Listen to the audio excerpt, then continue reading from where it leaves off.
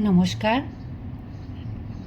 আজকে আমি আপনাদের পড়ে শোনাব রবীন্দ্রনাথ ঠাকুরের একটি ছোট গল্প, এক রাত্রির।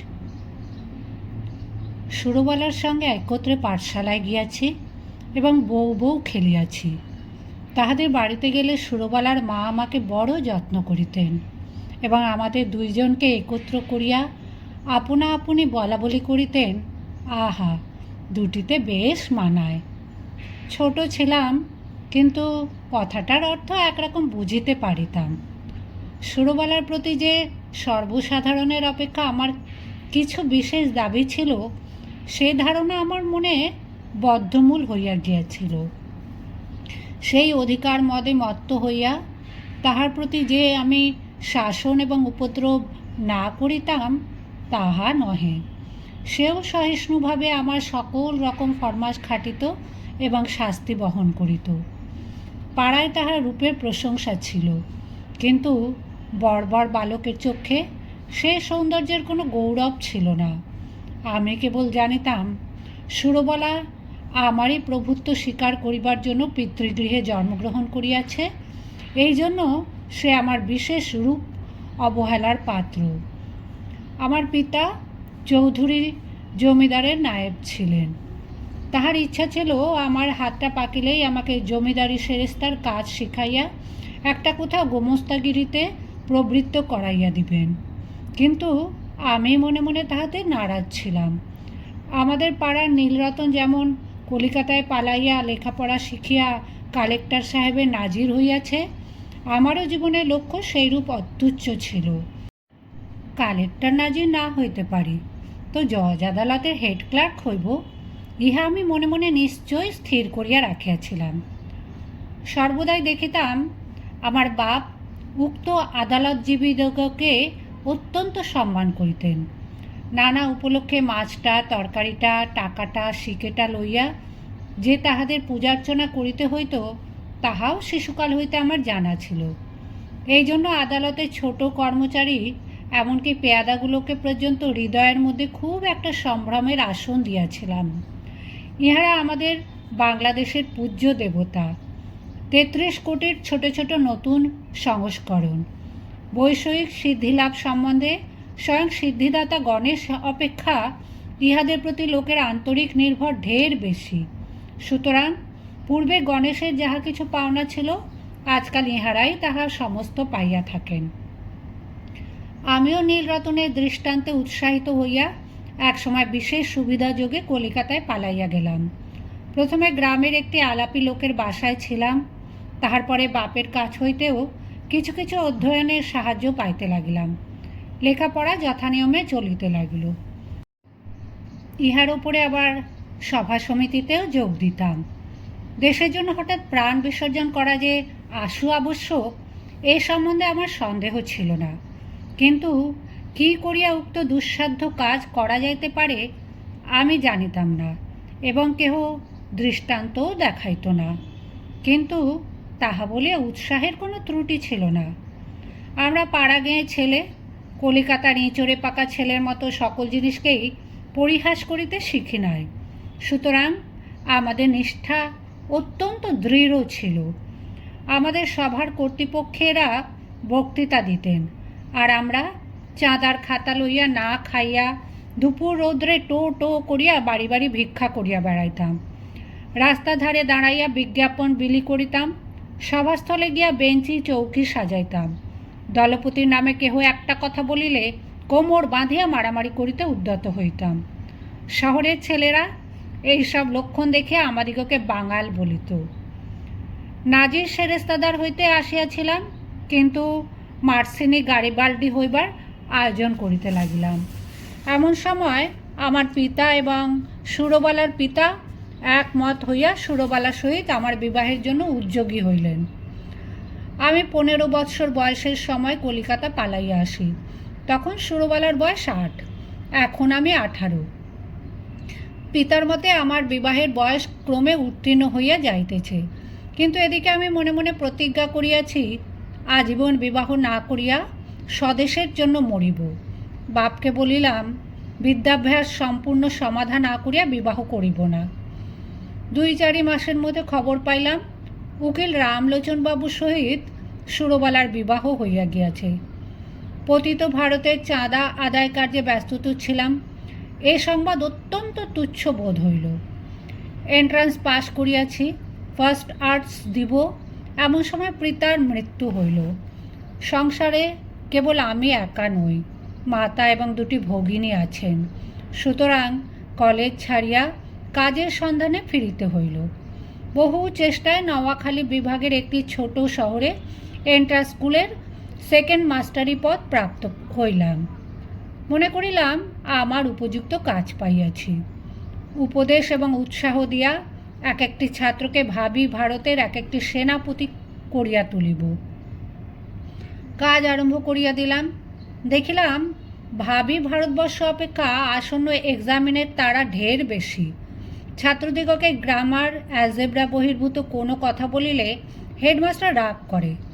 মাস 2-এর মধ্যে আমারও উৎসাহ নিস্তেজ হইয়া আসিল।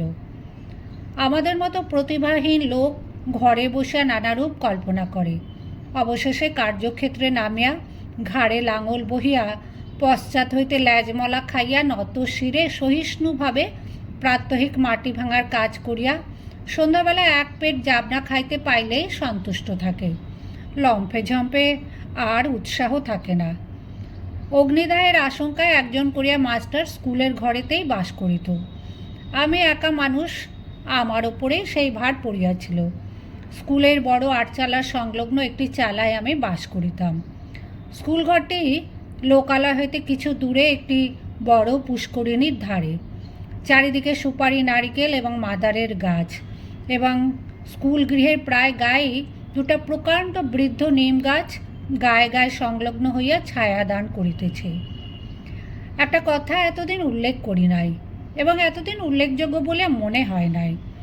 এখানকার সরকারি উকিল রামলোচন রায়ের বাসা আমাদের স্কুল ঘরের অনতি দূরে, এবং তাহার সঙ্গে তাহার স্ত্রী আমার বাল্যসখী সুরবালা ছিল, তাহা আমার জানা ছিল।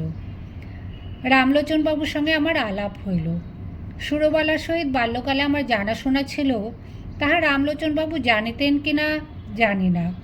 আমিও নূতন পরিচয়ে সে সম্বন্ধে কোনো কথা বলা সঙ্গত বোধ করিলাম না, এবং সুরবালা যে কোনো কালে আমার জীবনের সঙ্গে কোনো রূপে জড়িত ছিল সে কথা আমার ভালো করে মনে উদয় হইল না।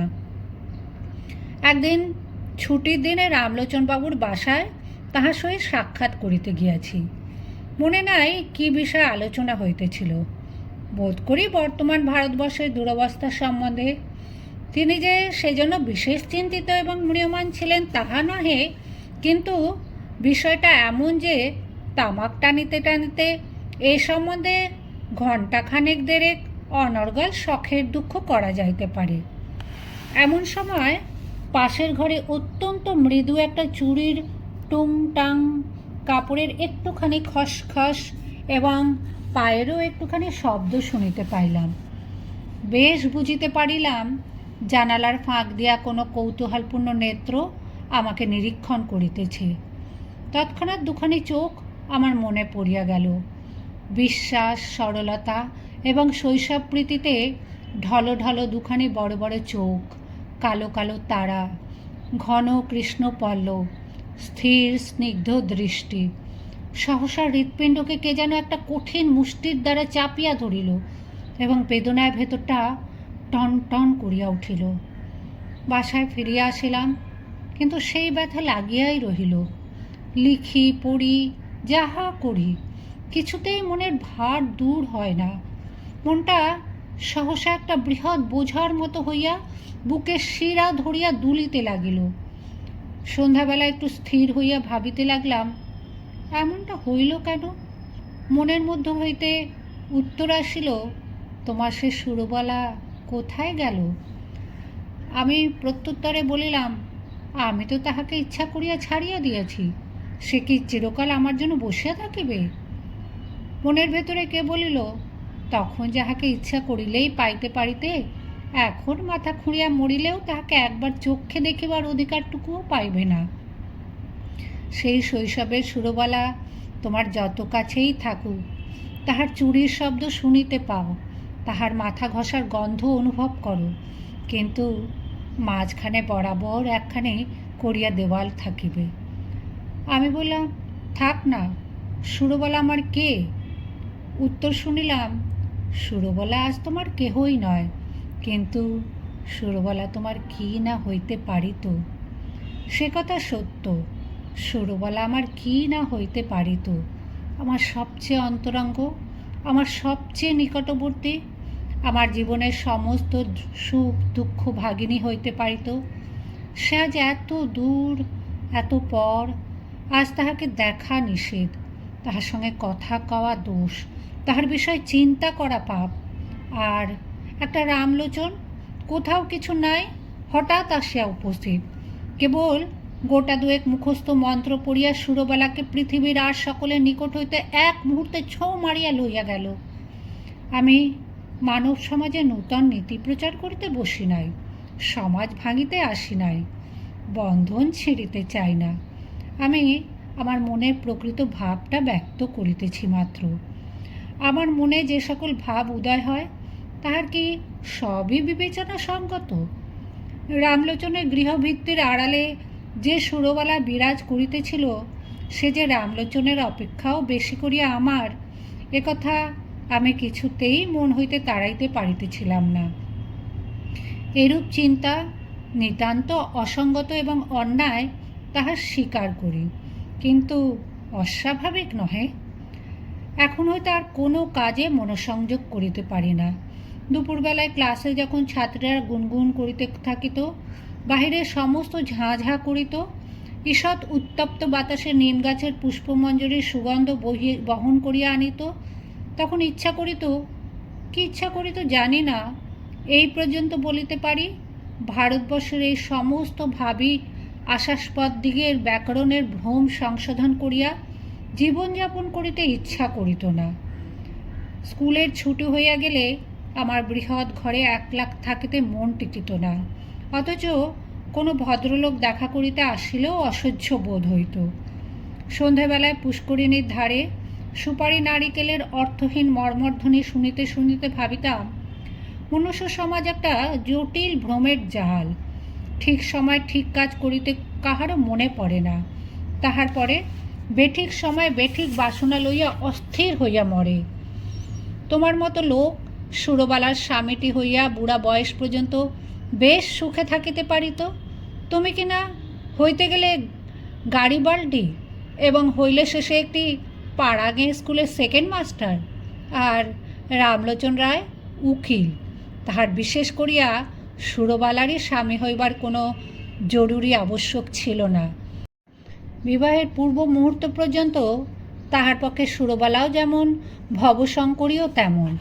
সেই কিনা কিছুমাত্র না ভাবিয়া চিন্তিয়া বিবাহ করিয়া সরকারি উকিল হইয়া দিব্য 5 টাকা রোজগার করিতেছে। যেদিন দুধে ধোঁয়ার গন্ধ হয়, সেদিন সুরবালাকে তিরস্কার করে। যেদিন মন প্রসন্ন থাকে, সেদিন সুরবালার জন্য গহনা গড়াইতে দেয়। বেশ মোটা সোটা, চাপকান পরা, কোনো অসন্তোষ নাই। পুষ্করিণীর ধারে বসিয়া আকাশের তারার দিকে চাহিয়া কোনোদিন হা হুতাশ করিয়া সন্ধ্যা যাপন করে না। রামলোচন একটা বড় মোকদ্দমায় কিছুকালের জন্য অন্যত্র গিয়াছে। আমার স্কুল ঘরে আমি যেমন একলা ছিলাম, সেদিন সুরবালার ঘরেও সুরবালা বোধ করি সেইরূপ একা ছিল।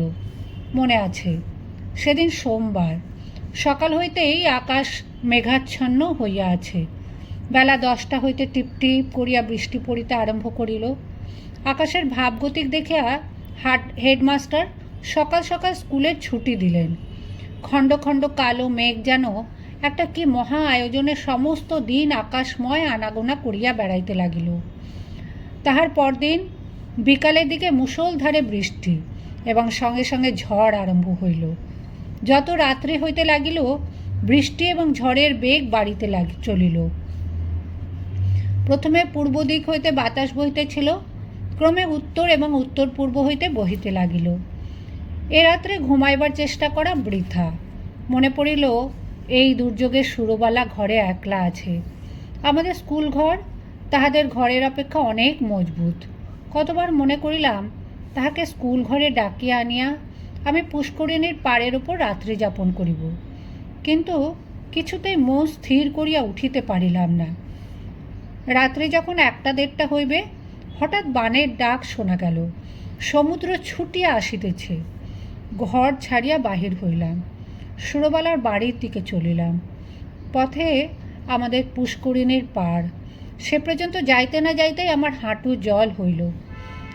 পাড়ের ওপর যখন উঠিয়া দাঁড়াইলাম, তখন দ্বিতীয় আর একটা তরঙ্গ আসিয়া উপস্থিত হইল। আমাদের পুকুরের পাড়ের একটা অংশ প্রায় 10-11 হাত উচ্চ হইবে। পাড়ের ওপরে আমিও যখন উঠিলাম, বিপরীত দিক হইতে আর একটি লোকও উঠিল। লোকটি কে তাহা আমার সমস্ত অন্তরাত্মা আমার মাথা হইতে পা পর্যন্ত বুঝিতে পারিল, এবং সেও যে আমাকে জানিতে পারিল তাহাতে আমার সন্দেহ নাই। আর সমস্ত জলমগ্ন হয়ে গেছে। কেবল হাত 5-6 দ্বীপের ওপর আমরা দুটি প্রাণী আসিয়া দাঁড়াইলাম। তখন প্রলয়কাল। তখন আকাশের তারার আলো ছিল না, এবং পৃথিবীর সমস্ত প্রদীপ নিভিয়া গেছে। তখন একটা কথা বলিলেও ক্ষতি ছিল না, কিন্তু একটা কথাও বলা গেল না। কেহ কাহাকেও একটা কুশল প্রশ্নও করিল না। কেবল দুইজনে অন্ধকারের দিকে চাহিয়া রহিলাম। পদতলে গাঢ় কৃষ্ণবর্ণ উন্মত্ত মৃত্যুর স্রোত গর্জন করিয়া ছুটিয়া চলিল। আজ সমস্ত বিশ্ব সংসার ছাড়িয়া সুরবালা আমার কাছে আসিয়া দাঁড়াইয়াছে। আজ আমি ছাড়া সুরবালার আর কেহ নাই। কবেকার সেই শৈশবে সুরবালা কোন এক জন্মান্তর, কোন এক পুরাতন রহস্য অন্ধকার হইতে ভাসিয়া এই সূর্য চন্দ্রালোকিত লোক পরিপূর্ণ পৃথিবীর ওপরে আমারই পার্শ্বে আসিয়া সংলগ্ন হইয়াছিল। আর আজ কতদিন পরে সেই আলোকময় লোকময় পৃথিবী ছাড়িয়া এই ভয়ঙ্কর জনশূন্য প্রলয়ান্ধকারের মধ্যে সুরবালা একাকিনী আমারই পার্শ্বে আসিয়া উপনীত হইয়াছে। জন্মস্রোতে সেই নবকলিকাকে আমার কাছে আনিয়া ফেলিয়াছিল। মৃত্যুস্রোতে সেই বিকশিত পুষ্পটিকে আমারই কাছে আনিয়া ফেলিয়াছে। এখন কেবল আর একটা ঢেউ আসিলেই পৃথিবীর এই প্রান্তটুকু হইতে, বিচ্ছেদের এই বৃন্তটুকু হইতে খসিয়া আমরা দুজনে এক হইয়া যাই। সে ঢেউ না আসুক। স্বামী পুত্র গৃহধন জন লইয়া সুরবালা চিরদিন সুখে থাকুক। আমি এই এক রাত্রে মহাপ্রলয়ের তীরে দাঁড়াইয়া অনন্ত আনন্দের আস্বাদ পাইয়াছি। রাত্রি প্রায় শেষ হইয়া আসিল। ঝড় থামিয়া গেল, জল নামিয়া গেল। সুরবালা কোনো কথা না বলিয়া বাড়ি চলিয়া গেল। আমিও কোনো কথা না বলিয়া আমার ঘরে গেলাম। ভাবিলাম, আমি নাজিরও হই নাই, সেরেস্তাদারও হই নাই, গাড়ি বাল্ডিও হই নাই। আমি এক ভাঙা স্কুলের সেকেন্ড মাস্টার। আমার সমস্ত ইহজীবনে কেবল ক্ষণকালের জন্য একটি অনন্ত রাত্রির উদয় হইয়াছিল। আমার পরমায়ুর সমস্ত দিন রাত্রির মধ্যে সেই একটিমাত্র রাত্রি আমার তুচ্ছ জীবনের একমাত্র চরম সার্থকতা।